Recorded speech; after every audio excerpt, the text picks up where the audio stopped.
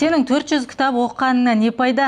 Оны өміріңде пайдаланбасаң деген сөз менің өмірімдегі бір үлкен өзгеріс алып келді. Бірақ сөз кейде сенің жаныңды жадыратып ұшпаққа шығарады да, бір сөз кейде жаныңды күйретіп, бір қинап жіберуі мүмкін да. Сондықтан жақын бір әпкемнің осы сөзі менің өмірімді кәдімгідей бітіп тұрған өмірімді 180 градусқа өзгертуге себеп болды. Неге? Өйткені былай дейді да, бір өмірімде ситуация болып жатыр.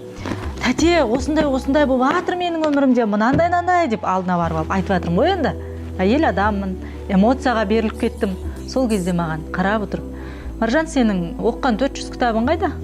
Мақтанасың ғой елдің алдында. Давай өміріңде қолдансай деген бір ауыз сөзі менің эгома тиді да, тәкаппарлығыма.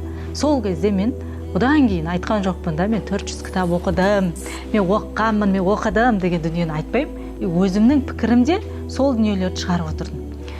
Өзімнің өмірімде қолданып барып, оны басқаларға айта бастадым. Сондықтан кейде сенің оқығандарыңнан бөлек оны іске асыру деген дүние бар да. Өмір тек оқудан тұрмайды. Оқу плюс әрекет тең нәтиже шығады.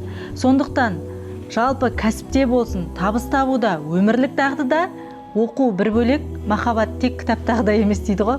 Оқу бір бөлек, оны өмірде іске асыру бізде бір үлкен нәтижеге алып келетін жол екен.